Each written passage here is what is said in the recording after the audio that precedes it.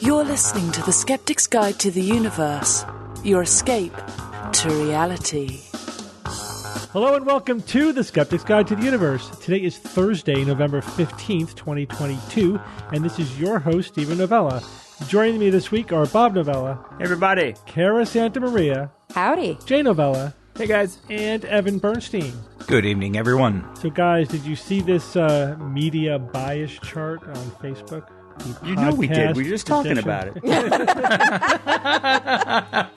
But only before we turned on the switch, Bob. Yeah, it only counts after it's not we turn on real the switch. unless we're recording, Bob. Oh, I see. Clearly, according to this chart that we wound up being a part of.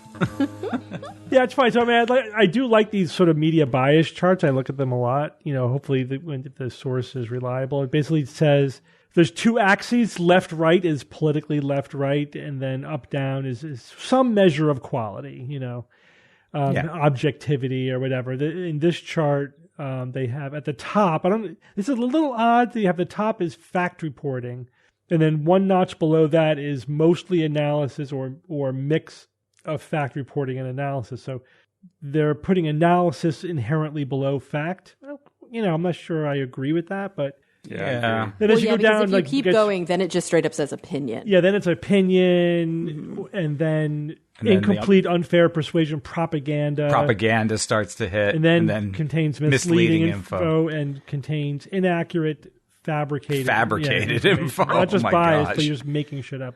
I get it though, because if you look at the axis label, they're literally calling it news value and reliability. So it's true. Like the higher up on this axis, the more it's just straight reporting the news with no analysis whatsoever. This is what happened. Yeah. And then down at the bottom, it's like, you know, completely fabricating stuff. Right, yeah, almost like it's fictional. Right. And then, of course, an op-ed is going to be somewhere in the middle. Yeah. And we're way above op-ed. We rank pretty high. They put us just a tad bit left of center, which, okay. I mean, I don't necessarily agree with that, but I think reality is a little bit tad left of center. But to be honest with you, I know I stole that joke, but it's true, and it works. I love the fact that Joe Rogan is like in his own little space way down in the middle. Way down. Yeah, he is. He's all alone. Straddling the depths into misleading information. He's weirdly in the middle, which I am very question. He's dead center. I don't get how he's dead center. Left and right. And my only idea, and it's funny because lots of people are commenting that too, like, since when is Joe Rogan in the middle? Oh, they replied to this person who asked. So this is from the media company who produced this. Rogan himself has various political views, but his shows are mostly the guests talking about their views, so his ratings are guest dependent, making it both balanced bias and varying in reliability. So basically they're saying there's a ton of misleading claims and stuff on his show, but it's all over the place in terms of its partisanship because his guests are all over the place. Mm-hmm. That kind of makes sense, actually. And I have a feeling they're looking at his whole back catalog, not just how his show is now. Mm-hmm. Because his political bent has changed a lot. But yeah, ours hasn't. Has it? I mean, I don't know. Would you say that we skew more left now than, 15 years ago when the show started, simply because the goalposts have moved in our like actual political discourse, like in the country? It's hard. Obviously, it's hard for us to say. First of all, probably a little. I would say probably a little, only because the center of gravity on the right has moved so far to the right that even if you're standing still, you're going to be moving to the left. Yeah. You know what I mean? Yeah. As a result of the earth moves below your feet. Yeah. Yeah. I mean, what's interesting is, just politically speaking, 4 of the 5 people on this show, and you could probably guess who that is, are 20 years ago would have described ourselves as right of center. Interesting. Mm-hmm. And now we're basically left of center. And again, I think it's mainly because the right has moved so far to the right. Yeah, because you can't even define moderate anywhere near the same way you could 15 years ago. I mean, Biden is actually a moderate, if anything.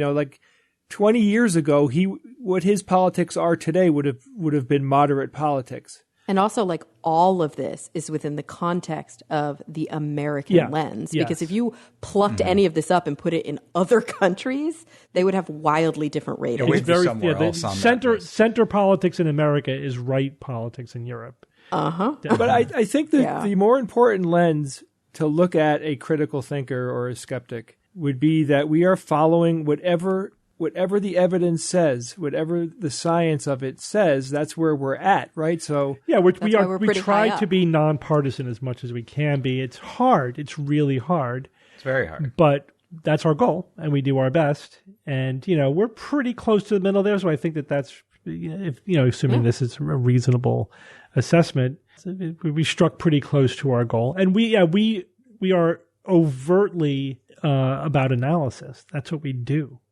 Right, which is why we're not at the tippy top, because the tippy top of the curve here is straight fact reporting. This is what happened. Yeah, and we don't do that. No, we do critical thinking. Critical thinking is inherently analysis. Yeah, true, but we do a lot of straight science reporting though, where there's not necessarily a tremendous amount of like analysis. And where are the science podcasts though on this grouping?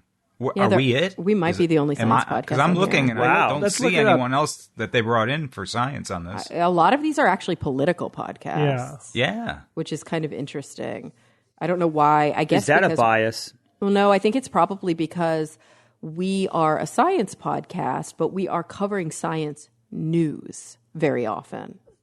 Yeah. So as opposed to just saying this is interesting science, it's like, right. Reuters just reported that, blah, blah, blah, blah, blah. Yeah. But they could have put, right, Kara, but they could have put 100 science podcasts in here. They chose us. I think it's probably just a function of listenership, really. I think it's like listenership and influence, probably more than like some, I don't know, it would be interesting to ask them, what were your parameters for inclusion? Yeah. But if I had to guess, it would be based on listenership. Mm-hmm. Well, I'm happy to be here, and I think they pegged us pretty correctly. I agree. But I would like, as Bob mentioned earlier, like, how do we climb even higher? I mean, but the truth is climbing higher would mean just like straight reporting with no analysis, and that's not what we do. Yeah, exactly. Because we're doing more than, giving our own analysis of science news. We are teaching how to think about it and how to think critically and putting it into a skeptical context, And it makes sense that we're higher up than the middle, because the middle is sort of like, or just below the middle, or is that the actual middle, is opinion. And that isn't what we do. Sometimes we offer our opinions, our informed opinions, but we are not an op-ed show. Yeah. Exactly. Yeah, and our format is unique. So that's true too, yeah. All right, well, Kara, you're going to start us off this week with a What's the Word? Yeah, okay. So earlier today, I podcasted with a fascinating woman named Dr. Karen Bacher. And we were talking about she has a new book called The Sounds of Life, which is all about bioacoustics research. And as we were talking, and this will be like out, actually it will have already come out by the time this airs on Talk Nerdy. But as we were talking, she was using a bunch of terms that I had never heard before. And we dove deep into them. And I was like, these would be perfect for What's the Word? So here they are. The first term that she used was geophony. Have you guys heard that word before? Geophony. It's not geophony? Spelled the same way. But I had literally never heard this word before. Yeah, I haven't heard it before. Yeah, I haven't either. It's novel to you guys too, right? Yeah. And then related, biophony, and this one I'm having to guess because she didn't use it, but as I started to dig, I noticed that it was also related to the other two. Anthropophony or anthropophony. I'm not sure like how you would. Anthropophony. So geophony, biophony, anthropophony. If we were to guess, the roots are pretty straightforward, right? The etymology of geophony would be, you could break it up into geo and phony. When you hear geo, you think Earth. And when you think phony, baloney. Sound. Listening. Sound. Yeah. Same thing when we think of biophony, bio, life. Right? And phony. And then anthropophony or anthropophony. Anthro, human. Right. So what this is, it's part of a larger field called bioacoustics. Where they actually record the sounds of either the earth or all of the organisms on the earth. Sometimes this is referred to as acoustic ecology, as soundscape ecology, and they can actually, using different like AIs and different technological approaches, get a handle on basically the health, the ecological health of a certain biome or of a certain area. And so you may be able to notice species die out, deforestation, habitat loss, things like that, because the soundscape of that region changes or it has holes in it.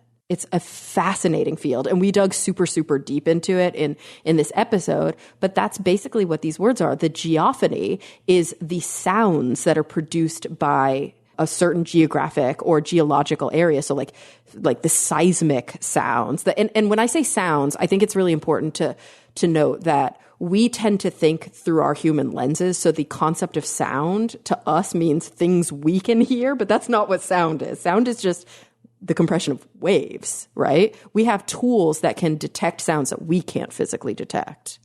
And there are a lot of organisms out there that can perceive sounds that we cannot perceive. So we actually have tools to be able to measure the, quote, sound of plates, tectonic plates, the sound of rocks, the sound of streams, the sound of things that are not alive. And then, of course, there are the sounds of things that are alive, plants, animals, microorganisms. And there is a collective sound that these things put off. And it's absolutely fascinating. And we can use it to study ecology that way. Cool. What about heliophony? Heliophony? Would that be the sun? Sound of the sun? I mean, can we measure that, though? Oh, yeah. I don't know. Absolutely. Really? Yeah, the reverberations within the sun, you could turn it into sound. You can turn it into sound, but is it an actual sound wave that we're detecting? I don't think so. I think we're transducing it into... Right. Yeah, that's what I'm saying. So that wouldn't be heliophony. We're actually talking about physical sound waves that we can measure. But they do call it sun seismology, I think.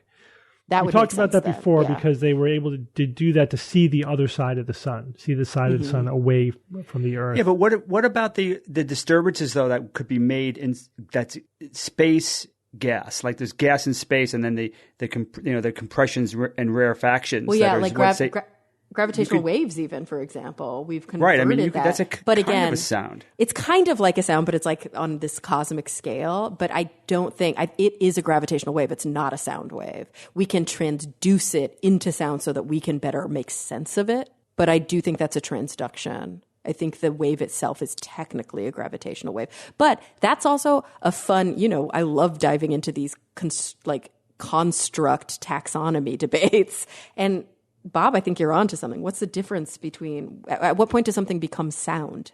How small does the wave need to be? Right, or the process that creates the the compressions and rarefactions within the medium. Media. Yeah. It's an interesting scientific, but also kind of philosophical question. Anyway, I was really enamored with this conversation, and I learned a lot. It was just a field I'd never been exposed to, really. And when she just said it so fast, she's like, "Well, and the geophony of whatever." And I was like, "Wait, what? This is amazing."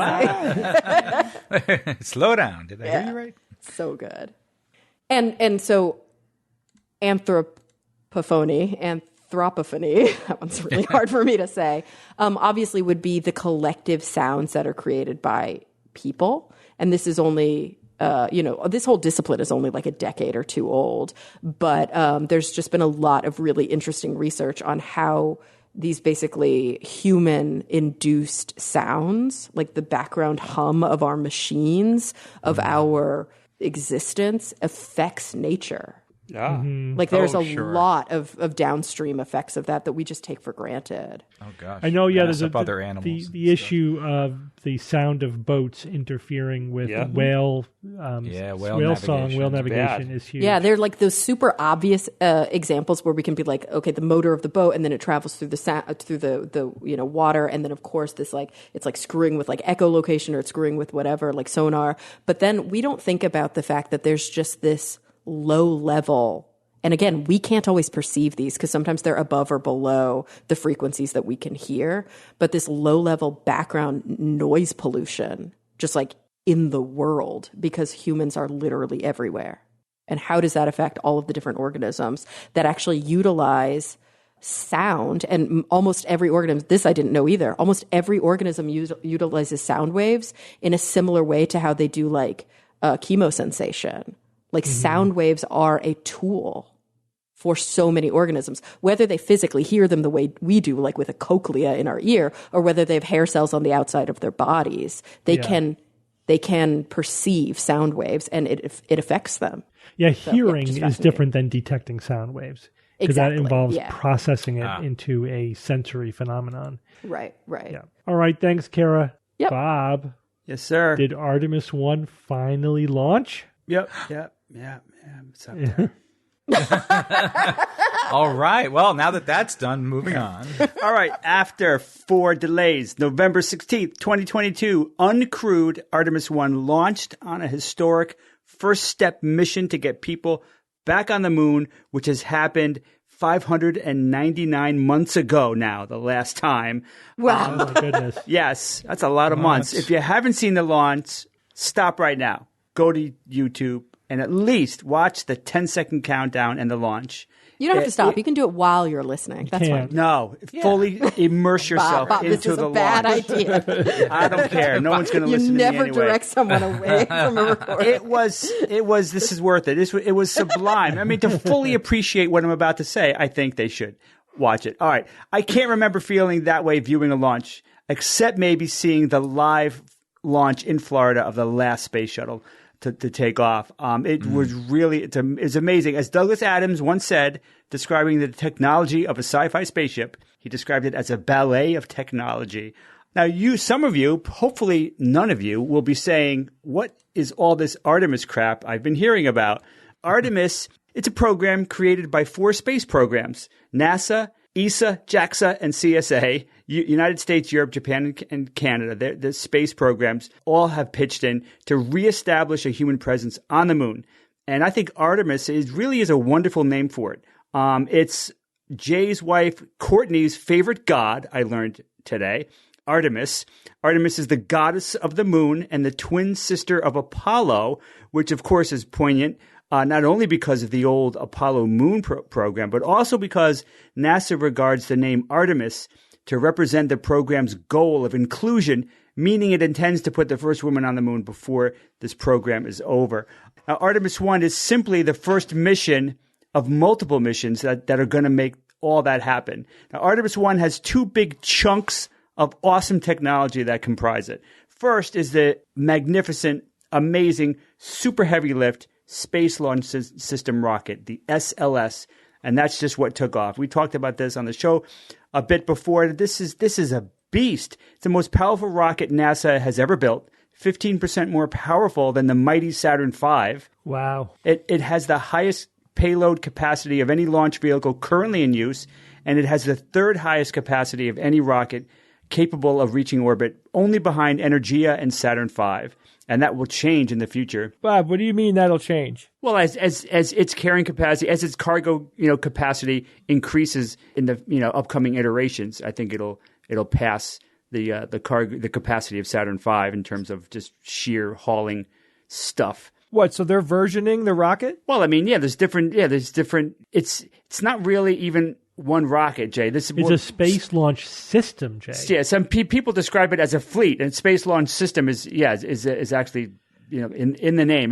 There's going to be many iterations. Some optimized for crew, some optimized for cargo, and there's going to be different versions of this as in the future. Some taller, some are going to get even taller than the Saturn V was. So yeah, this isn't just this isn't one type, one rocket like the Saturn V was. It's going to be changing and iterating. So now the business end of the rocket, the bottom of it, the core stage, which was essentially the orangish part of the rocket, right? The one that doesn't look painted. That's the core stage. And at the bottom of that is the 4 RS-25 engines operating at 109% efficiency, which makes me think there's an engineer involved somewhere called Scotty. Attached on the sides of the core stage are the 2 largest solid fuel rocket boosters ever made, giving the SLS system as a whole 8.8 million pounds of thrust. Wow, sounds like a lot. That's intense. Now, on top of this controlled explosion happening, with the core stage and the solid fuel rockets, is the other critical piece of tech for Artemis I, the Orion spacecraft. That's the human part of the rocket, if you will. That has 3 major components. If you look at the very tippy, pointy top, that's the launch abort system, which I hope is never needed. Under that, you've got the pressurized crew module, which can house 4 astronauts. And right now it's housing like 3 mannequins that will be testing, stresses and radiations and stuff on human bodies and how good the new spacesuit is. Under the pressurized crew module, you've got probably the most critical component here, and that's the European service module, and which is essentially the powerhouse of Orion. It's got 11 kilowatt solar panels that could power 2 3-bedroom houses. Lots of electricity available. It also provides things like maneuverability, consumables like water and oxygen for the astronauts, really quite critical. And as of November 17th, which is tonight, Orion is now on its way to the moon, and it'll orbit for a while and come back perhaps by December 11th. But I guess there's some wiggle room there. Some estimates have wiggle room that's many days, like a week or more. I've heard numbers from 25 to 40 days. I'm not sure what that's about, but they're expecting it back on or about December 11th. The crew module at that point will separate from the service module, and the crew module will splash down. And then it's all the postmortem, all the testing to find out how did everything go, how were the mannequins, and they're just going to go over all of that information and see how much of a success Artemis I was. And as of right now, it seems it's an amazing success. Like I said, it's not a rocket. It's going to be optimized for cargo. It's going to be optimized for crew, whatever is needed. And also the lack of reusability for SLS was kind of annoying, especially after so much time watching SpaceX and watching the rockets coming back down and all that stuff. But as I looked into the reusability of SLS, it became somewhat less annoying when you look at the reasoning. It's still annoying, but it's like, all right, I see where they're coming from here, because their SLS is going to be doing basically 1 launch per year for the next decade. And at least financially speaking, the case for reusability is less strong in that case than for a company like SpaceX, which has many launches per year. Some of the engineers for SLS were saying that, yeah, if Artemis was going to launch 5-6 times a year, then that argument becomes much strong. It'd be really kind of ridiculous at that point. But at 1 a year, I guess it would be a lot more expensive if they planned in and built in the reusability. Although it would have been really cool. Maybe after 10 years they'll do something more about that. But we're not going to see the SLS be reusable at all. All right, so the next few years, of course, are going to be very exciting. Artemis II in 2024 is going to have 4 Artemis astronauts in Orion, and they're going to do a lunar flyby, and they're going to fly farther than any humans have ever flown before in terms of distance from the Earth. Yeah. I'm sure they're going to be happy and quite sad to see the moon and go around it. I'm like, I want to land there. And then if all goes well, of course, for Artemis 1 and 2, then in 2025, Artemis 3 will land women and men on the moon for the first time since 1972. And they're going to use a lander to get down to the South Pole and stay for about a week. And I will be glued to the TV when that happens in 2025, I hope. Wow. Like I was when we first landed on the moon, footy pajamas and all. And Cute. I think the original estimate when Artemis was first rolled out and the timeline was revealed, Artemis I think 1? 2024 For was what? the target to put boots back on the moon. So that's not too bad. Just basically 1 year off of that target from the original estimate. I agree, Evan. I'd say that's pretty impressive. But I think initially, though, it was not going to be 2020, because didn't Trump bring it down to 2024? Said no, do it sooner, do it in 2024, and everyone was like, "That's not going to happen." Right? That's what my memory's telling me. Yeah, it's the timeline's way more complicated than that because the SLS was delayed a lot. You can't say that we're ahead of schedule. We're years behind schedule. But in terms of landing on the moon, that was supposed to be, I think, 2028, and then they moved it up to 2024, and then back to 2025. Sounds about right. Yeah. This Artemis is way, as awesome as it is, it's way, like over budget and behind schedule. The first launch, the launch that we just saw, initially was supposed to happen, I believe, in 2016 or 2017. I mean, exactly. But that's par for the course. I mean, right? I'd be shocked. I mean, how long did we wait for the James Webb Telescope? Yeah, I mean, a lifetime. Bob, did you read about the Red Crew? The Red Crew. Oh, no, they all didn't survive, right? No. The red shirts. The Red Crew. Yeah. So when SLS was on, Artemis I was on the launch pad, they detected another leak, a liquid hydrogen leak. That's on this go-around? On this go-around. And they were worried that they were going to have to scrub it, just like they had to scrub the previous one. And if they couldn't fix it on the pad, they might have had to roll it back to the tower. But they had a Red Crew, a team of engineers, who they sent out. They had to go out beneath the fueled, essentially live rocket and fix the leak before it could take off. And you should listen to the interviews with these guys. Like they were saying, so you're standing below a fueled live rocket. It's creaking, it's venting, it's moaning. And it's like it was scary as hell being under there. All they needed was a little duct tape, Steve. Yeah, right? So it was leaking. It, in fact, was leaking again? And they fixed it. They fixed it on the pad and chewing gum. They kept it on schedule. Why the hell was it leaking again? Yeah, it's a problem. It's a design Because problem. it's one of the most complicated things ever built. You know what I mean? Yeah, but I'm wondering if this is a design flaw. Leaking hydrogen twice? Yeah. But a million things have to be correct. It's so unbelievably complicated. Like, it doesn't surprise me at all that they had issues. They must have had more issues. Issues are one thing, but the same issue, multiple times, that's when I start getting a little bit they more have concerned. 2 years to nail that down. They got to figure that out. I agree. Yeah. All right. Thanks, Bob. So we're definitely going to be following this over the next couple of weeks. Yeah. Watch the launch. It's huge. It's awesome. Well, everyone, we're going to take a quick break from our show to talk about one of our sponsors this week, Aura Frames. A digital picture frame lets you show any number of pictures that you have available to it digitally, right? So it's an LED screen that just displays your pictures, and it does it in a very, very pretty frame. It's very high quality. There's some really cool technology built into this one where it actually changes its light level depending on the ambient light in the room. And the cool thing is, this is the perfect time. This is a really good holiday present for that particular person in your life that has, like Steve, that literally is sitting on top of 30,000 pictures that he'd like to see in a frame. Yeah, Steve, here's what you do. You just connect your Aura frame to Wi-Fi. You use the free Aura app to add endless photos and videos from anywhere in the world. You can even invite your friends and your family onto the app and have them comment or send new photos to your frame. It's sort of like social networking meets art within your house. It's super meaningful. It makes a great gift. Listeners can take advantage of Aura's extended Cyber Monday sale and get $50 off their best-selling Carver matte frames.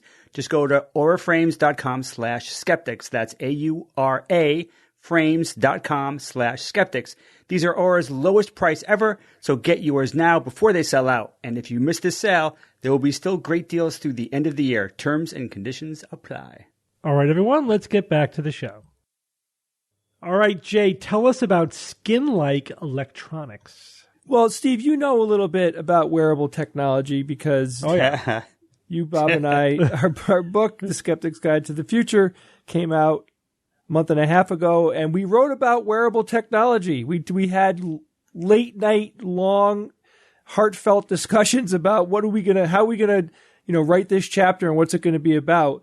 So this was, I'm still reading articles about it, and that's why this one caught my eye, because I'm really waiting for wearable technology to kind of, have a legitimate footprint. Like right now, there isn't really a lot of high-end wearables out there. There are some very expensive wearables that are mostly expensive because they're flourished with gold and diamonds. Like, you could buy an Apple Watch, which is a wearable, right? It has a lot of legitimate technology on there. It is in a way augmenting, the information that you have available to you about what you're doing, about your body, lots of different details. I also found a motorcycle helmet that's made by a company called Scully. This is pretty cool. Cool. This is a helmet. Evan's so happy with that. I know, right? So I love it. Scully, it's a joke. When companies are correctly named, I love it. Well, this helmet, Evan, it has a HUD, right? A heads-up display. This is considered augmented reality, and the helmet shows rear and side view cameras, so the rider can easily see what's around them without having to turn their head. Neat. If you've never rode a motorcycle, when you're driving a motorcycle, you really don't want to have to turn your head away from what's in front of you. Mm-hmm. But I think people do constantly. Their heads are like on a swivel when they're when they're riding. No. Yeah, they have to. It is, and it is a little. It takes a while to get used to. It could be disorienting. It's just not good. But this helmet actually allows you to see all around you without having to turn your head. You just have to move your eyes, which is much faster and easier. The helmet also has a GPS navigation system, and it could also connect to your smartphone. So I didn't try it out. I don't know much else about it, but if they executed all of this technology well, this could be a very, very helpful and legitimate wearable. Yeah, but a wearable could be lots of different things. What do we say in the book? The oldest wearable technology was like a pouch. Yeah, sure, you could say that. Yeah. Pocket, yeah. A pocket, world's first pocket, right? It's better. That was hugely advantageous. Imagine that. For sure. Marsupial action.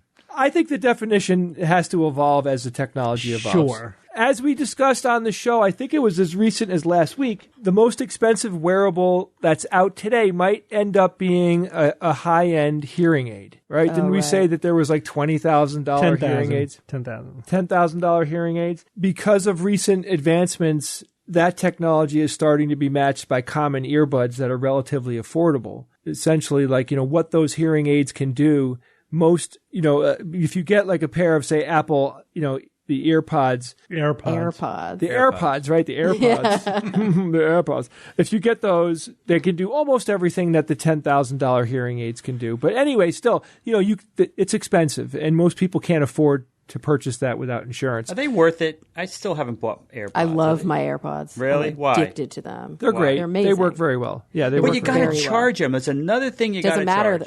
Yeah, of course, but they're always in my ears. And here's the cool thing: the case charges them. So if the case is fully charged, and they die, you can put them in the case, and then they charge in the case. You just charge everything when you're sleeping, Bob. You know the drill. Exactly. I know, but it's just like. So one kind of wearable that companies have been working on is a medical sensor.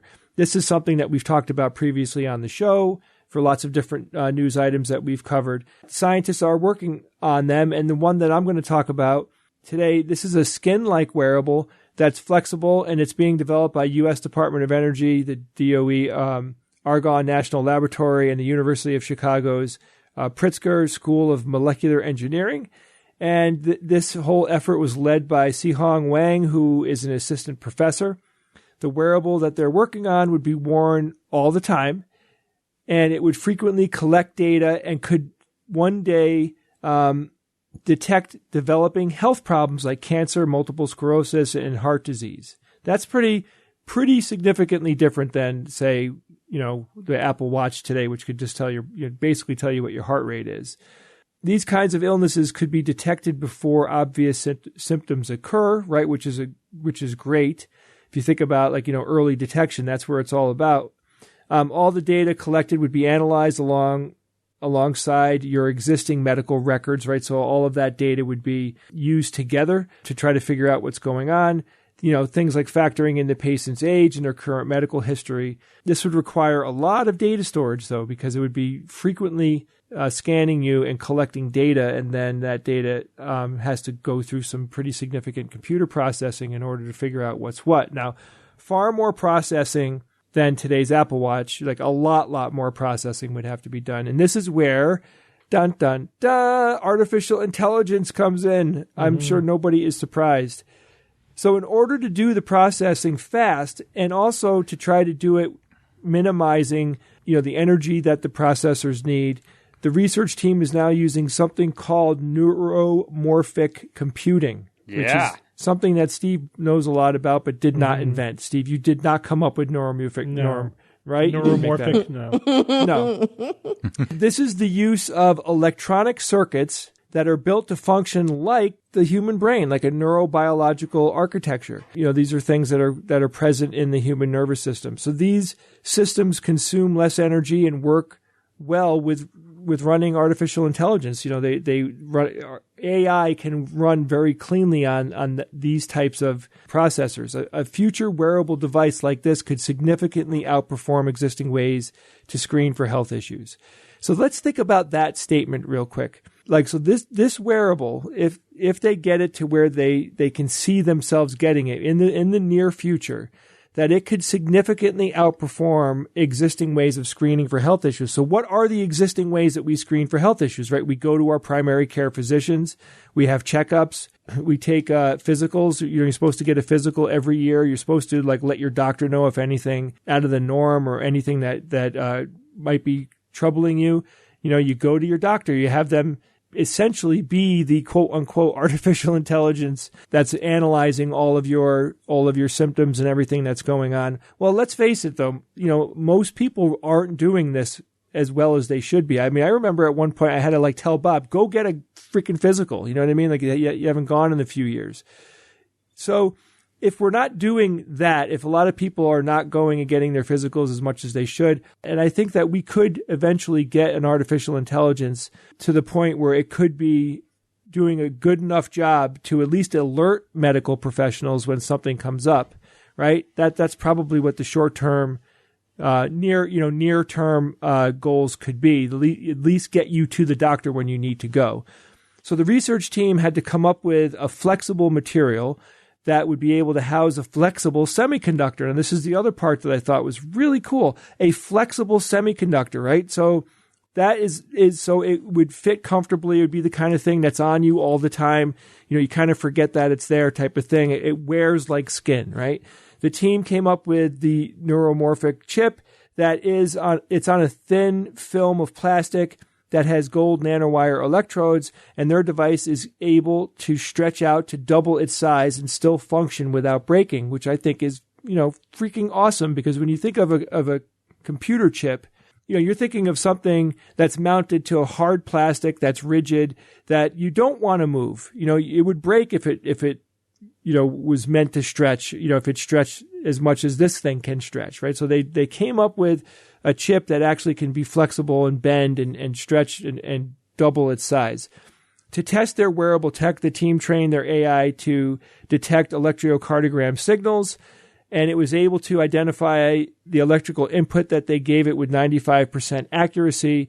They're doing what I consider to be, very foundational work on the near-term wearable tech of the future that could happen, relatively soon. It seems like this team has made a lot of progress, and they're coming up with the software, the hardware, and the soft hardware. Right? Did you get my joke there?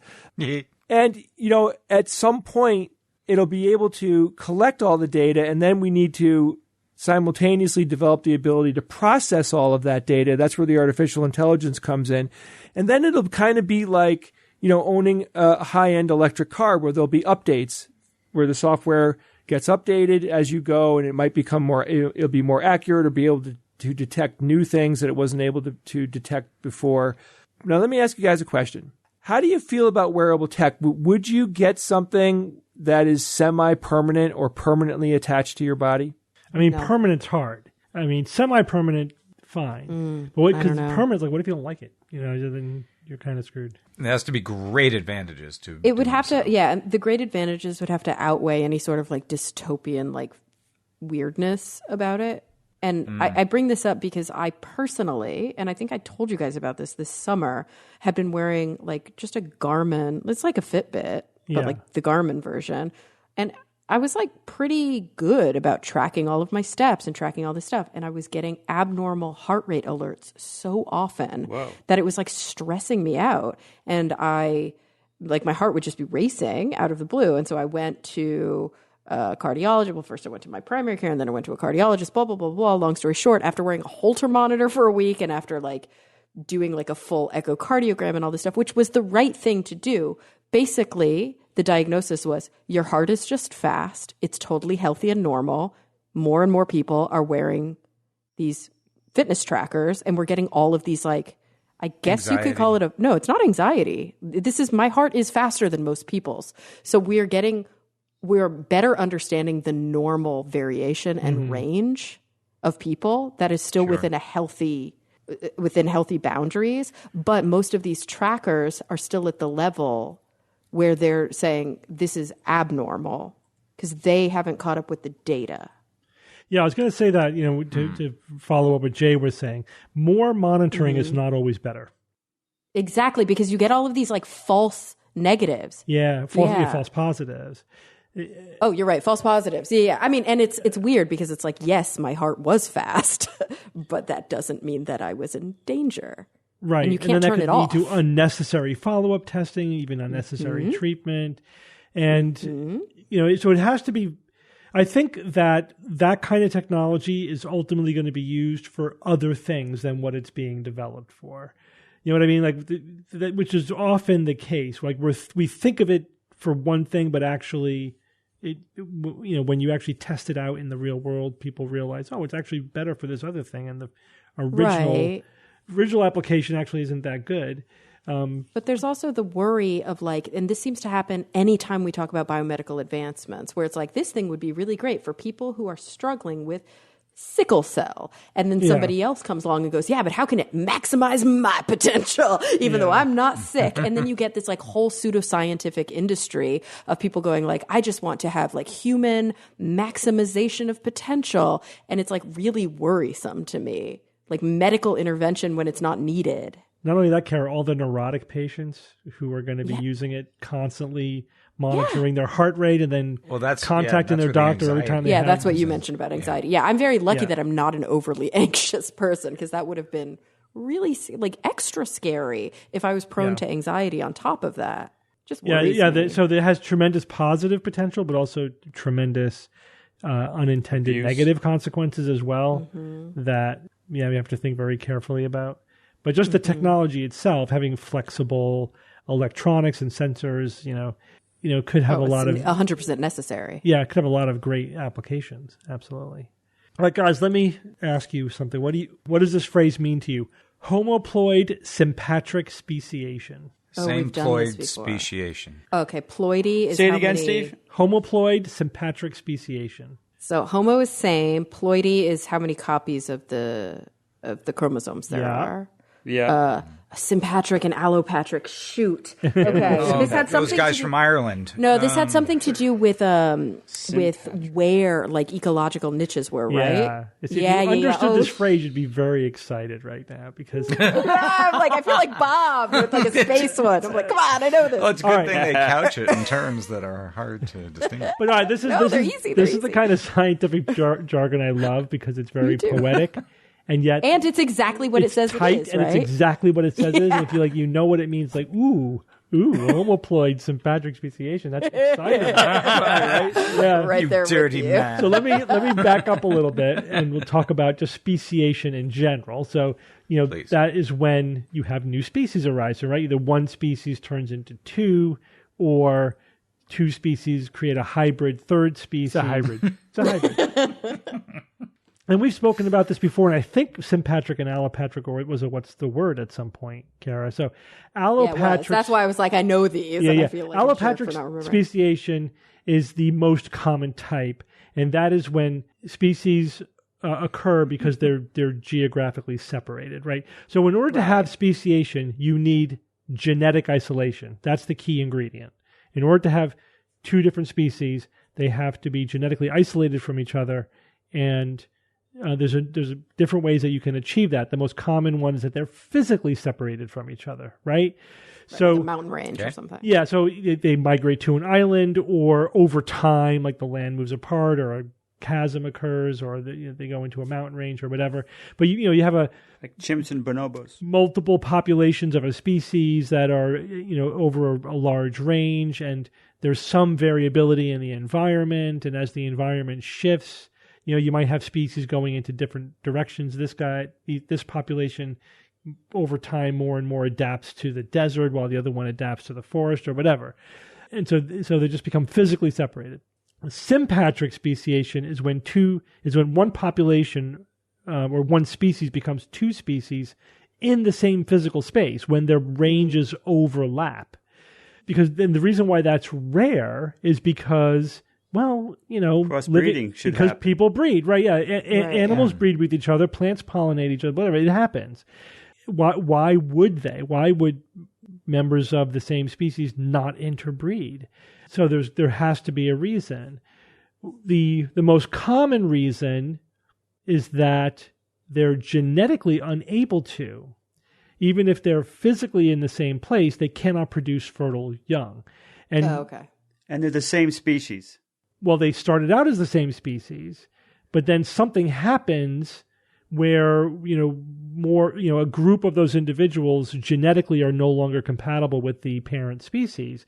The most common genetic mechanism for that is polyploidy, right? So for example, a plant, this happens frequently in lots of different kinds of plants, like potatoes, for example, where you have an offspring that keeps both copies of the genome. So now they have double the chromosomes. They have polyploidy, and then they can't breed with members of the previously same species that has only a single copy because they have different numbers of chromosomes. They don't line up. Right. Oh, that's fascinating. And that's how you end up with like octoploid. Like you end up with some pretty bananas. You have some plants with like 96 chromosomes, like incredibly large numbers of chromosomes because they speciate through polyploidy. Now, homoploid sympatric speciation means that you have two populations of the same species becoming two. They are genetically isolated from each other, but they have the same number of chromosomes, and so they should be able to interbreed, right? Again, that's why if you knew what that phrase meant, you'd be like, that's weird, because traditionally you only get sympatric speciation when you have polyploidy or heteroploidy, right? You have different numbers of chromosomes. So how does that happen? Well, that's the news item that I'm going to talk about because it's an observation of a speciation event through homoploid sympatric speciation. This is in cichlid fish, right? This is like a common type of, they're like small tropical freshwater fish. So in this case, these are species that live it's a lake in Nicaragua. Yeah, Central America. So lake is about a kilometer wide. So it's not that big. And there was, there's lots of fish in there. There was two related species of cichlid that apparently had a mistaken mating event. Typically, I hate when that happens. These fish, they look very different. They're very colorful, right? And even though they might be very closely related, they could look extremely different. And so just behaviorally, they do not interbreed because they only breed with fish that look like themselves. But at some point, two members of these closely related but different species mated with each other and had a hybrid offspring, still with the same number of chromosomes and still fertile with both parent species. But they looked very different from either parent species. Although they probably at some point, because if it was only one, they had to back cross to one of the parent species. But eventually you had a stable hybrid population that only bred with itself. And there's essentially two reasons why that was able to happen. One was because they looked distinct from either parent species, so they were able to recognize each other as the same species and only mate with themselves. And two, they were physically different enough that they were able to occupy a different niche in the lake. So they didn't compete with them for the same food source. The reason was that they were faster. Like just the shape of their tail fin was such that they were faster swimmers than either of the parent species. Nice. And that enabled them to hunt for food that the parent species couldn't hunt for. They also found when they examined the genetics that there were some unique genetic characteristics. So it wasn't just like in between the two parent species. It was a hybrid, but also there were some unique genetic mutations or whatever in that new population. So they said this is not just a hybrid. This is a new species, a new species, right? So it's a documented recent example of homoploid sympatric speciation due to just genetic and morphological characteristics and behavioral characteristics allowing them to occupy a new niche. And they look different enough that they only mate with themselves and not with their parent species. So they are a new species. And that's a very rare event. That's a very, obviously, given a few 100 million years, even rare events are going to happen every now and then, right? The only previously described examples of homoploid sympatric speciation are in insects. This is the first one in vertebrates that have ever been described in the scientific literature. Yeah, very, very unusual. So it's cool. It's, and just the whole idea of speciation is cool because obviously all the species, extant today, 10 million of them, derived from, I don't know, we talked about this, one parent species or, right? We're all related. So that means there had to be some common ancestor of all life on Earth. Mm-hmm. So speciation events obviously have happened billions of times over the course of history of life on Earth. And understanding how they happen, evolutionarily is it's a discipline unto itself. Yeah. So, but the sympatric speciation is definitely neat. I remember the last time we talked about this was with killer whales, because there are different populations of killer whales. They're technically all in the same place because it's one worldwide ocean. You know what I mean? So they could technically contact each other, but there are different populations in different locations that just don't interbreed with each other. And it's interesting because there's some thought about it being a cultural thing, they're an out group. Mm-hmm. And they don't have the same fishing techniques, and they don't, they might even quote speak the same language, however you would want to define that. It's pretty cool. Yeah, it's interesting to think of being behaviorally isolated rather than geographically isolated. Yeah, it's neat. They're like whale bigots. Yeah, right. They smell funny. Yeah. It's okay. Yeah, right. They don't have stars on. Yeah, they don't have stars on their bellies. All right, Kara, tell us about lab-grown blood. Ooh, okay. So earlier, I guess it wasn't earlier this week, it was earlier last week, or maybe the week before, as of the time this episode airs. Whatever. Early in November, in a world first trial. And this is a little bit of a misleading headline, but it is true, and we'll get to why it's true. Lab-grown blood was just injected into 2 people for the first time. But what was actually new about this, there was a lot of things that are new about this. This is not the first time that we have created lab-grown blood, although, we've been working on this for a while. The first lab-grown blood stem cells were produced in 2017. This was the first allogeneic lab-grown blood transfusion. So not from the person's own blood. It's not from the person's own blood. So there have been situations in which a person donated, the stem cells were removed, the stem cells then grew blood in the lab, and then they transfused that blood back into the person. But this is the first time that process occurred from donors that were separate than the people in the trial who received the blood. And this is a really big deal. So this is a massive effort it's called the Restore trial. And it's a massive effort of the NHS, Blood and Transplant, along with a bunch of different universities and organizations in, I think, mostly in the UK. And the trial is going to start with only, I think, 10 participants. And basically, they were able to, after a ton of trial and error. I mean, this is something we've been working on for years. This is one of those beautiful examples that we often talk about in SGU, where we're what is it, 5 to 10, 10 to 20? It's always down the line when this is finally going to be able to happen, and it's finally happening. So this trial is the beginning of, hopefully, lab-grown red blood cells being available as an actual clinical product for individuals. Kara, can I ask you a question? Mm-hmm. Does that blood have the hemoglobin? The globin. Waiting for that.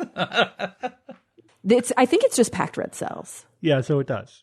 Just red blood cells. It doesn't really specifically say how they do it, if they just spin them down or what the bulk of the transfusion is. But yeah, it would have whatever's carried by a red blood cell. The infusions for these healthy participants, because this is the beginning of the trial, these healthy participants is about 5 to 10 milliliters, just roughly 1 to 2 teaspoons. And what they'll do is they'll have 2 different, separated by 4 months, they're going to get 2 different transfusions. And I assume that it's going to be randomized because this is a double-blind study where they will get these young red blood cells that were made in the lab in one of the transfusions, and then they'll get a standard red blood cell donation in the other transfusion. And the idea here is to see which one lasts longer, because they're hypothesizing that because these are made from stem cells and they're young red blood cells, they're kind of all at the same age, that they'll last longer in the participant than a regular blood transfusion, which captures red blood cells of all different ages. Because at any given time, you're getting, somewhere within the life cycle of those red blood cells. Now, the reason for this is potentially to help individuals. I mean, they name sickle cell anemia as a really important component because people with sickle cell have to get regular transfusions. And if the transfusions can last longer, that means more quality of life for these patients. But also people with other complex transfusion needs, people with rare blood types for whom there's almost never enough blood available in blood banks. There's a lot of potential good that can come from lab-grown blood. Mm-hmm. But we're still early in these stages. What we do know so far that they have made public is that I think 2 participants have already been transfused, and there were no negative health consequences that they saw. So that's like they handled the transfusion. They didn't reject it or anything like that. But now the part of the trial where they try to figure out how long these cells last in the body is sort of the next step. This is cool. That is cool. Yeah. This is like a problem that it's a potential solution to a very big problem that researchers have been working on for a very long time because it's deceptively complicated. Mm-hmm. Yeah. It seems like an easy fix. Oh, we'll just make some blood in the lab. Sure. Nope. It's 2022 and we're just now able to finally, safely transfuse this into somebody for whom it wasn't their own blood that we made the blood, or it wasn't their own stem cells that we made the blood cells from. Remarkable. It's always harder than we say. Yeah, than we think sure. it is. I mean, the big challenge with all of it is the immune system. Rejection and Yeah, and that's really the cool thing about doing it in the lab. So I mean, I kind of dug a little bit into the history of this and how long we've been working on it and what some of the problems were, why it became so much more complicated than it kind of seems like it would be. And one of them is that blood cells have a bunch of different proteins on them, and that's what triggers our immune system, right? And for people who get transfusions a lot, they can actually develop immune responses over time.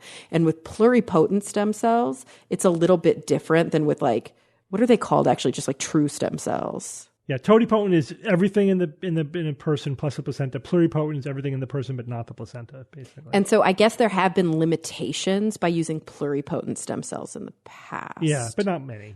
But not many. But that was one of the problems, is that you end up with these different proteins on these cells. And if we can direct the cells to be as sort of proteinless, like surface proteinless as possible, there is less chance for that immune reaction, that rejection, that agglutination, whatever the case may be. And so sort of the cleaner the stem cell, or the younger, I guess we could say, the earlier in the process the stem cell, the less likely it is for the cells to have a defined path.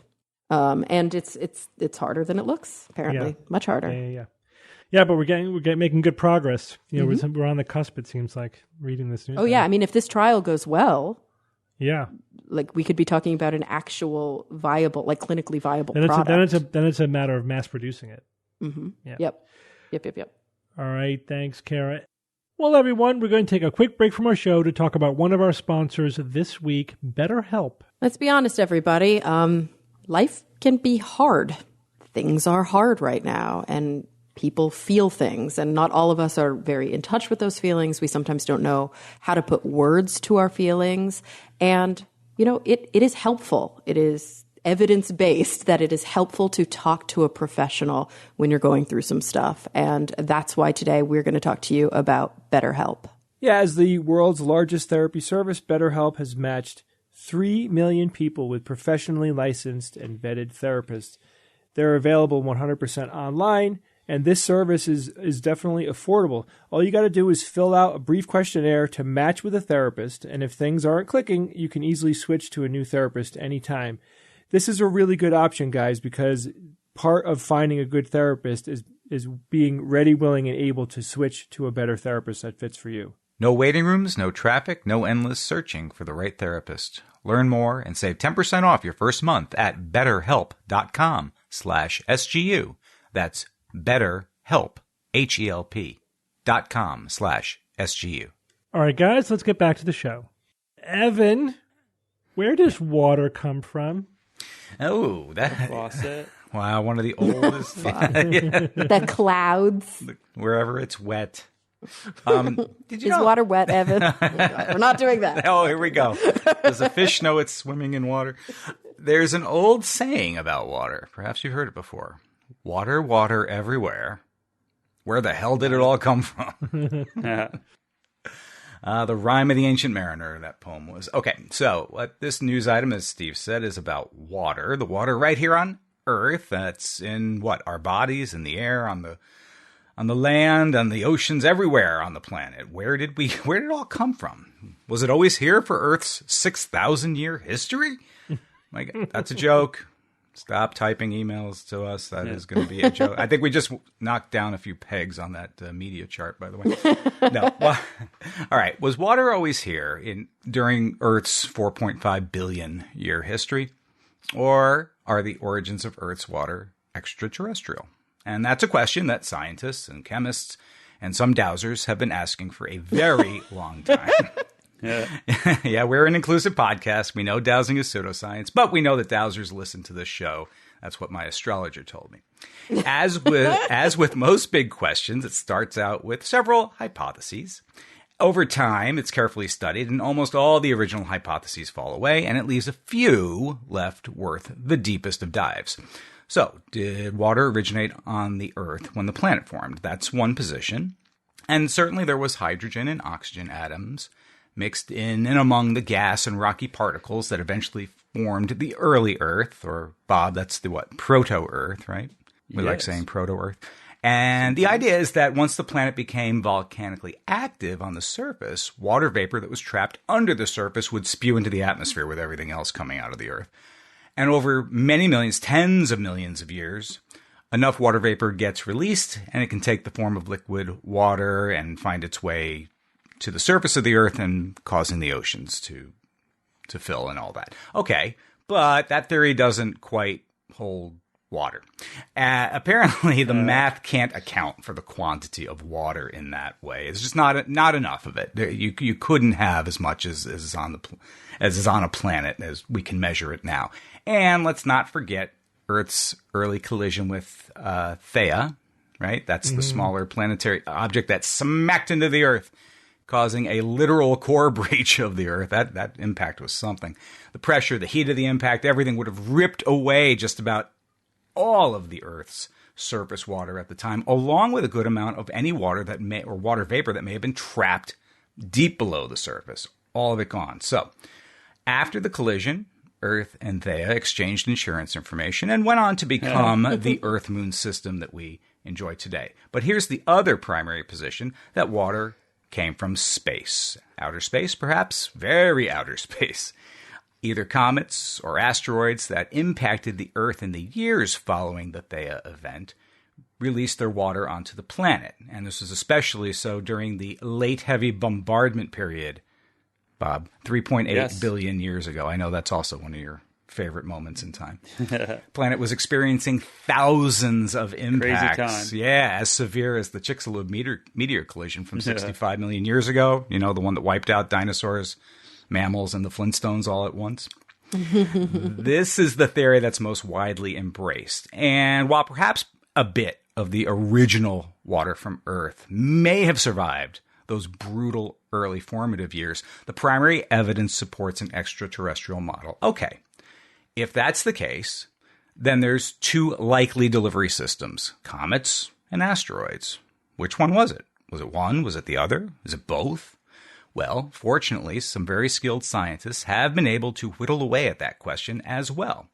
When they compare water measured in a comet versus water measured in asteroids, over time, and I think more recently, maybe in the last decade or so, they realized that comet water has a specific ratio of deuterium to hydrogen atoms, the D to H ratio.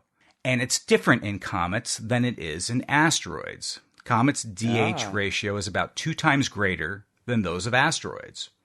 They've been able to measure that pretty substantially. All right. So which ratio best matches the water on Earth, do you think? Asteroids or comets? I'd say comet. Asteroids. It is asteroids. In fact, much, much closer by all measures. So the suggestion is that it is asteroids that are the likely water delivery system for the Earth.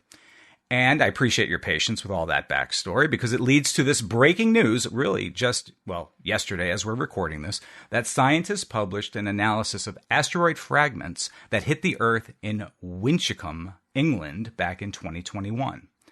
And what made those asteroid fragments particularly special is that they were collected only 12 hours after they struck the surface, meaning that they are, for the most part, uncontaminated. And that's about as fresh a sample as you can hope for. As part of this article, they interviewed Ashley King of London's Natural History Museum. He says it's as pristine as you're going to get from a meteorite.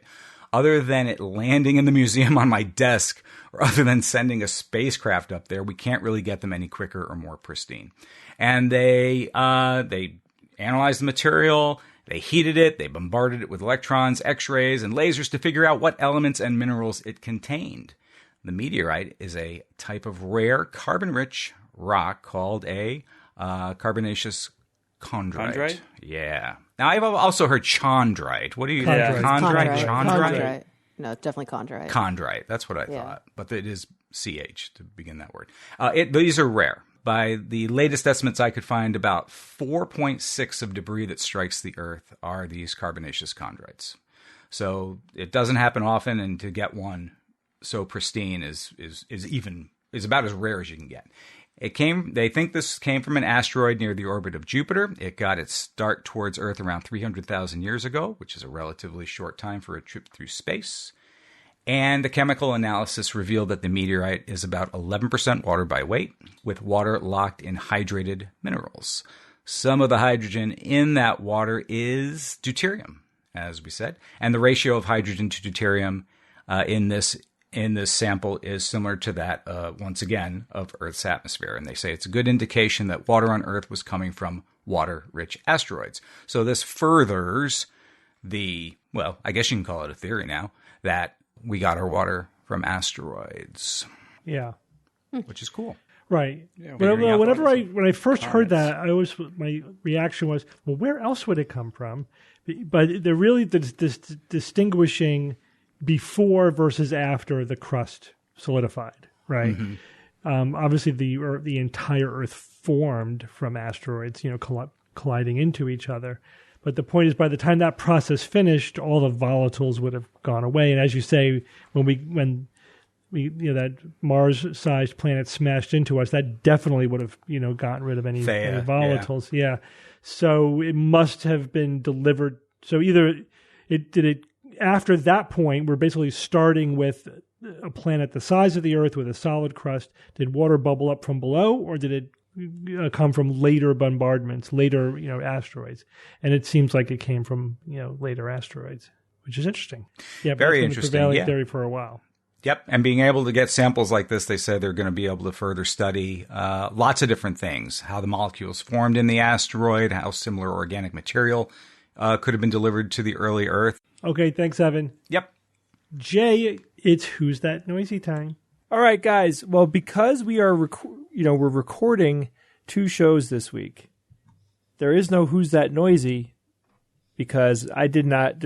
People don't even know what's happening in the show that we recorded 2 days ago. What's happening? That's funny. What's happening? So Steve and I talked. Haven't gotten any of the emails yet. And what we decided was that I am going to quiz you guys. I'm going to pick 3 Who's That Noisies from 2015.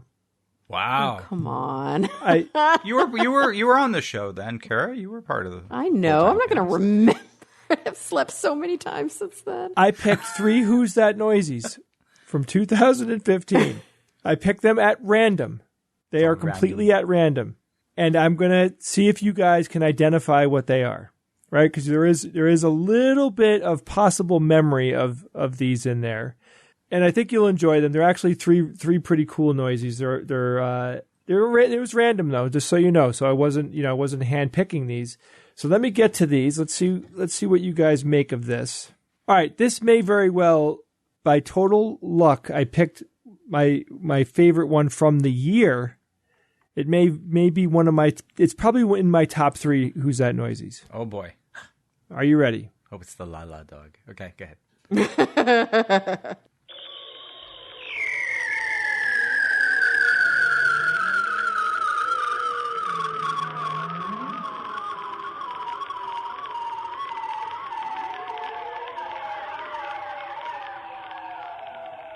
I mean, clearly that's a flying saucer landing. Clearly. Hard evidence. Just a theremin? All right, Bob says theremin. Steve says flying saucer. Evan, what do you say? Yeah, it is a flying saucer sounding thing. I can't remember exactly what generated this, though. Kara? It sounds like air being let out of something. Kara, you are a really smart person. You know that? It's like, pew. This is air being let out of something. I will give you Really? that. Anybody want to do a second round of guesses? Can we hear it again? Bellows of some sort? Or is that too hard to do? No, I can do it. I won't play the whole thing, but listen. Okay.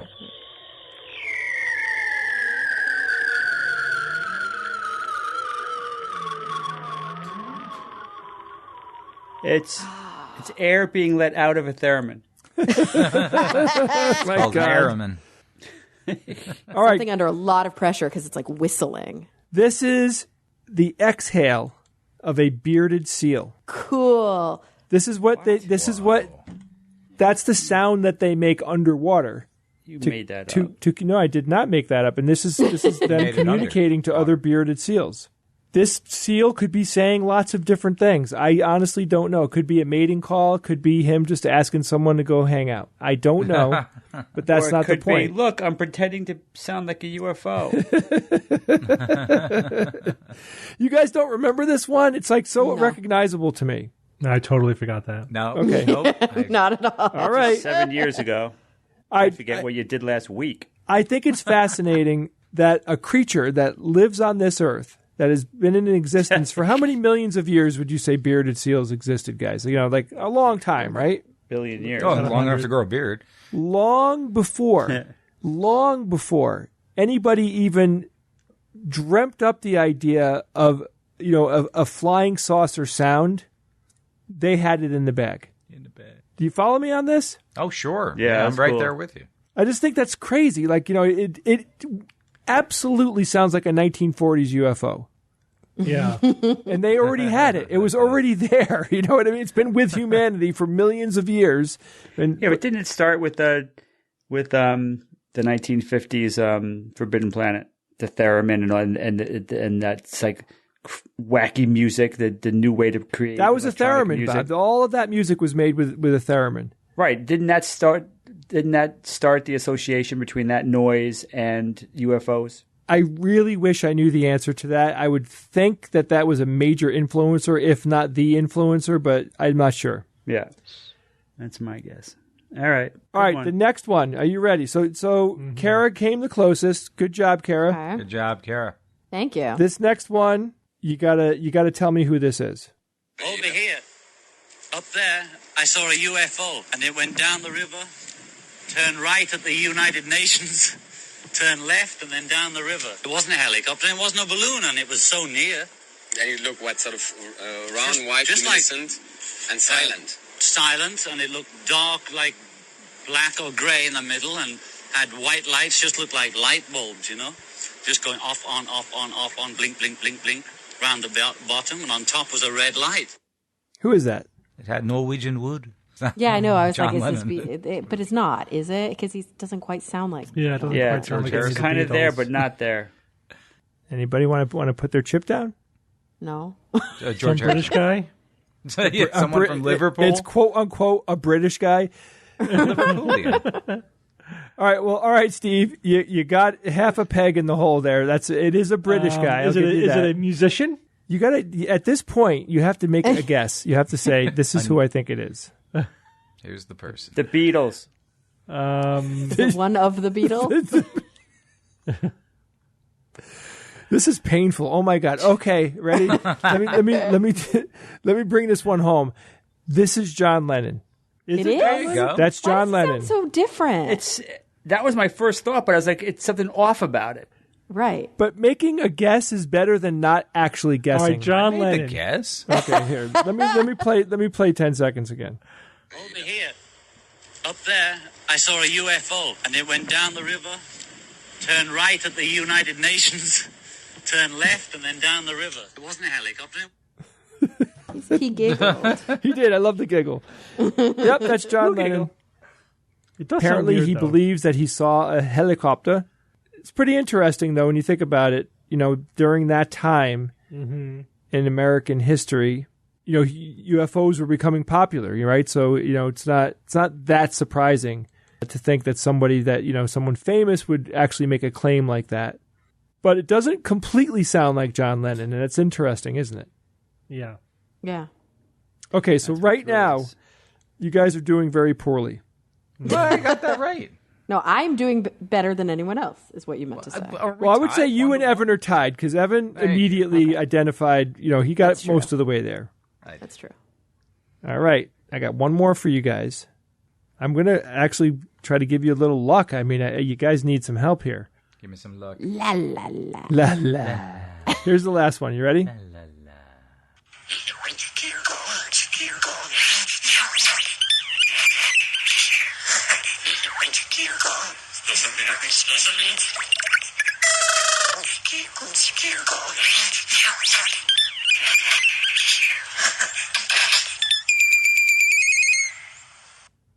I hate it. Is that a bird?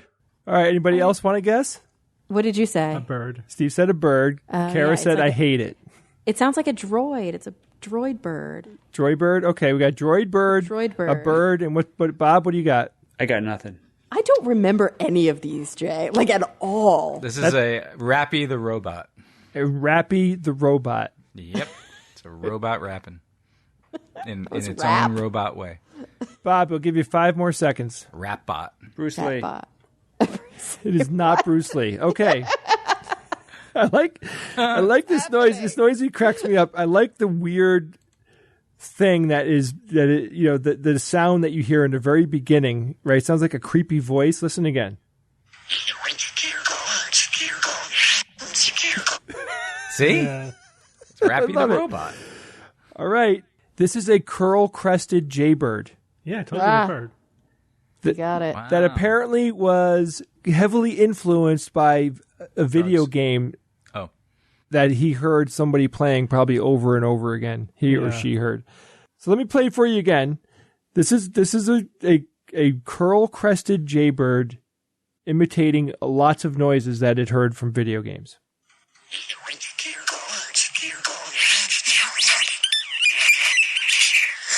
What the hell, man?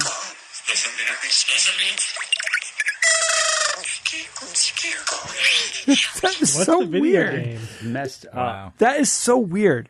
You know, It's really cool. what's interesting about it, though, is it's almost like an artificial intelligence, like trying to simulate like things that it's heard. You know, it is. Birds are intelligent.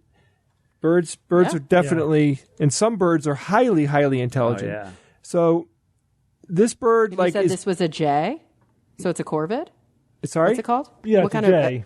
of? Yeah, so it's a corvid. Jay. Yeah, they're right? very So- intelligent. Yeah, for sure. yeah. So this bird, like, pretty mindfully, like, is you know, taking all of this input and saying, okay, this is basically the aggregate of the input that I've heard. And I'm just dying to know, like, what game or games that came from. Like, where does that weird, like, Kiko thing that he's saying come from, Yeah. you know? And then you have all, like, the computer sounds that it does so well.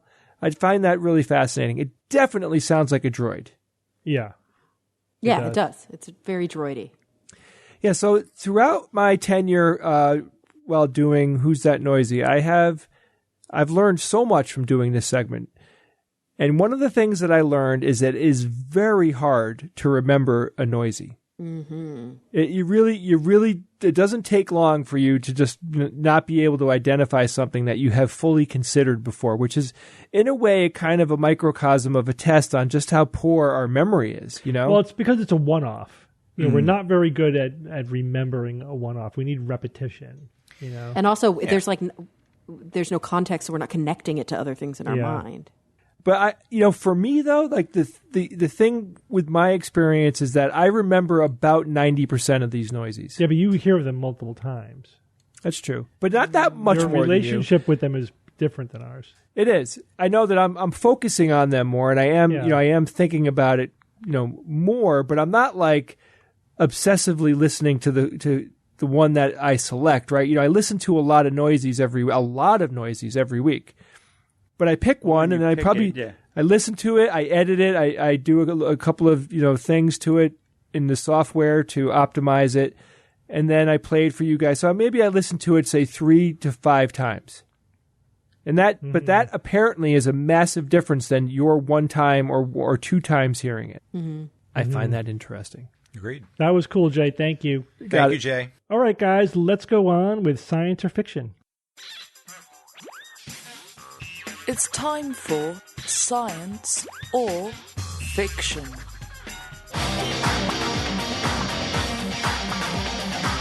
Each week, I come up with 3 science news items or facts, 2 real and 1 fictitious. And then I challenge my panel of skeptics to tell me which one is the fake. We have a theme this week. This is our Thanksgiving week episode. Oh, gosh. The theme is not Thanksgiving. It's the theme is Christmas. Turkeys. Turkeys? Turkeys. Yes, turkeys. Okay. The fowl.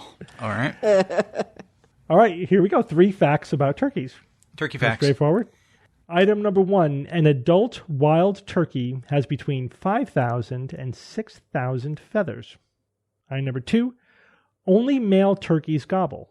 Females can yelp, cluck, and purr, but they are unable to gobble. And item number 3.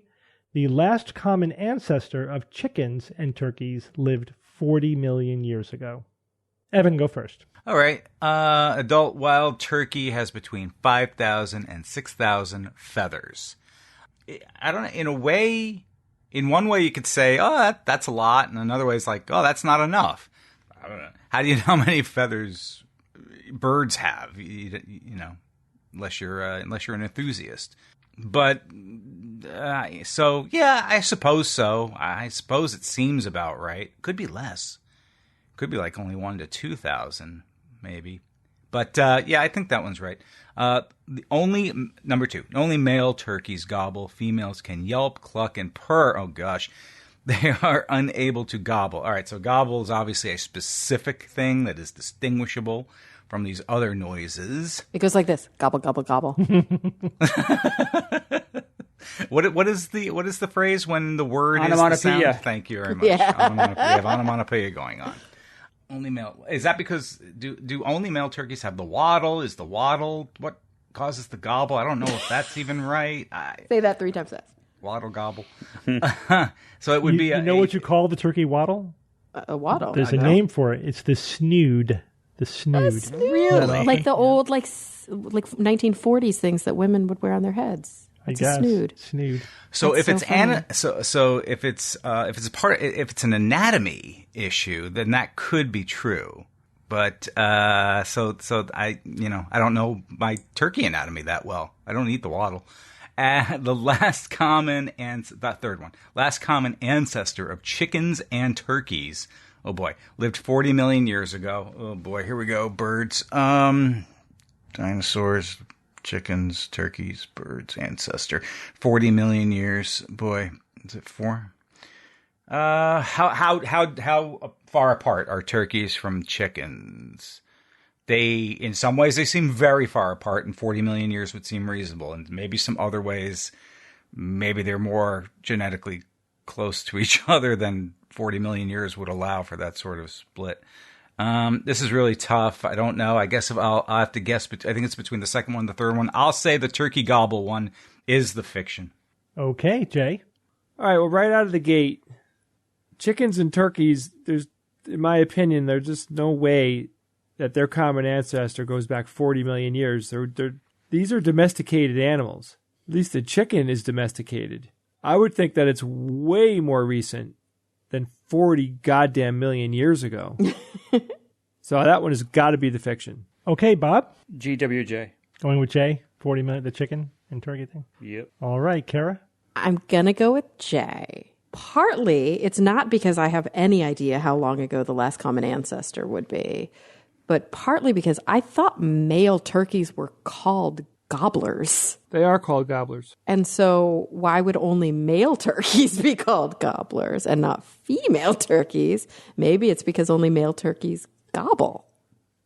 So That's I feel like sound reasoning to that me. makes that one science. And won't it be funny if they have like 50,000 feathers? But no, I think I'm going to go with Jay and go with Bob on this. Sorry, Evan. All right, so you all agree on the first one. An adult wild turkey has between 5,000 and 6,000 feathers. You guys all think this one is science, and this one is science. This is science. Good. Yeah, this is a tricky one for me because I had to decide. I could make this the fiction by saying, what if I said like 500 and 600 feathers? Like, would you have thought that was? Yeah, that seemed a little too low to me. I say that know. now, but yeah. Yeah, exactly. Hindsight, who knows? Yeah, it's a lot of feathers, but it's because their whole body is covered with tiny feathers, right? They only have like 17 flight feathers, and their tail feathers are like 20 or something like that. But how many feathers does a chicken have? I don't know, but a lot. Because people have to pluck like the whole. Well, I guess the turkey too. You got to pluck the whole damn thing. Yeah, although now they have those automatic defeathering pluckers. things. It's like they get slapped around with rubber or something until all the feathers come off. You know what I mean? Like they put them in that thing, it's like, and they come out gross. naked. According to this, it's about 8,000 total feathers in a chicken.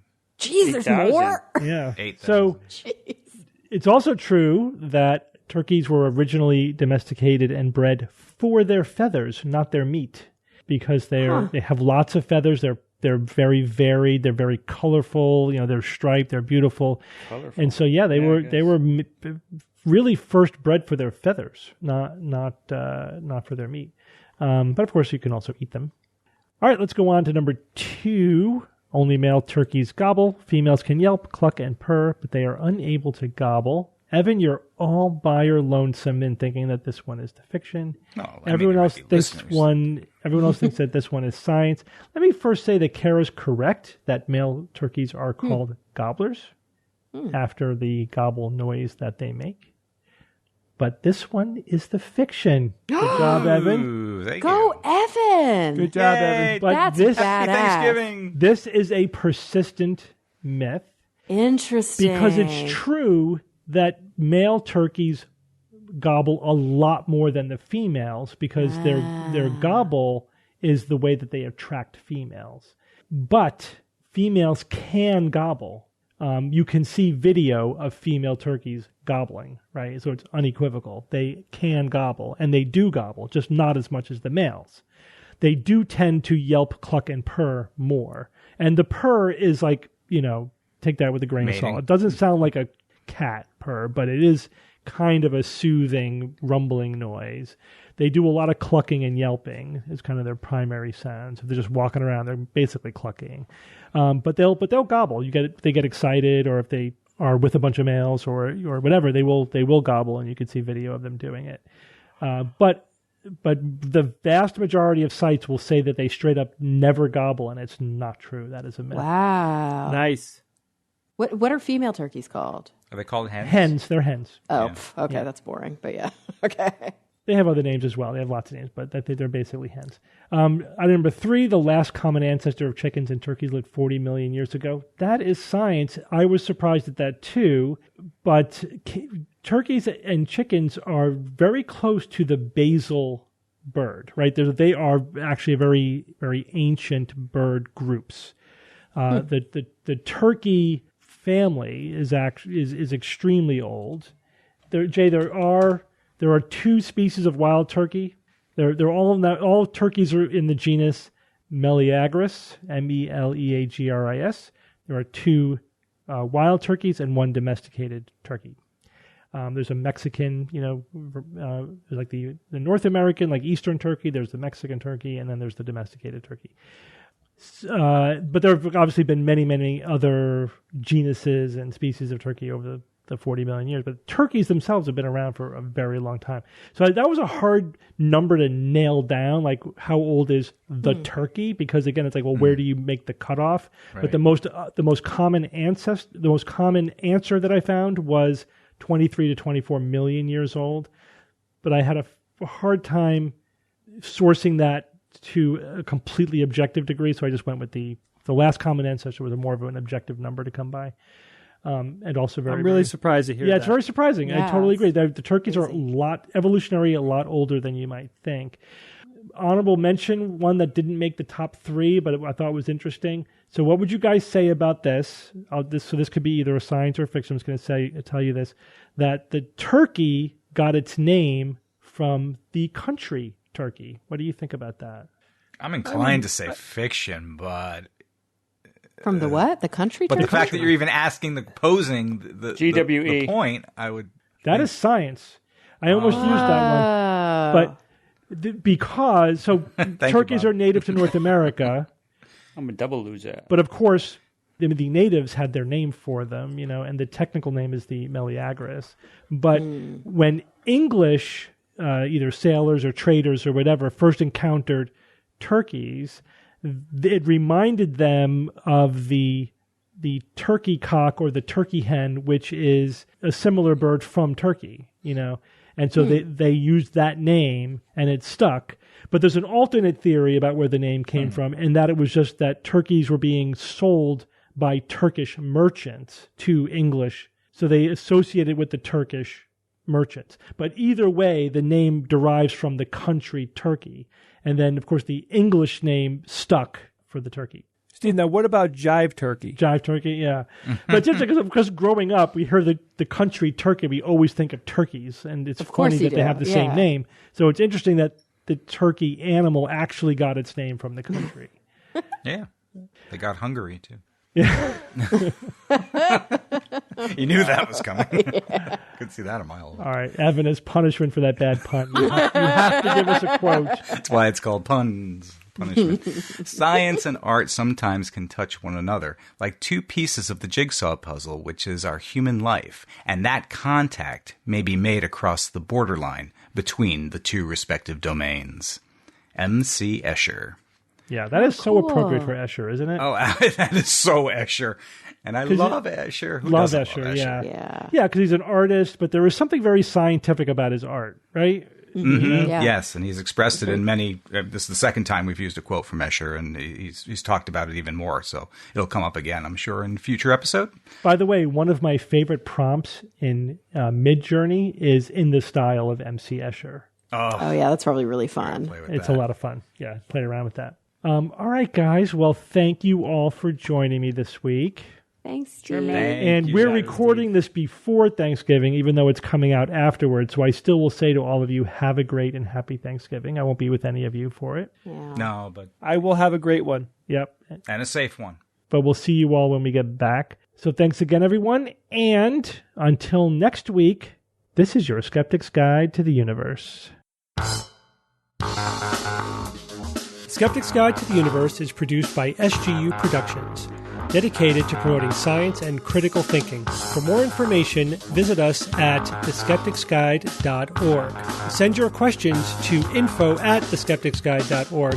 And if you would like to support the show and all the work that we do, go to patreon.com/skepticsguide and consider becoming a patron and becoming part of the SGU community. Our listeners and supporters are what make SGU possible.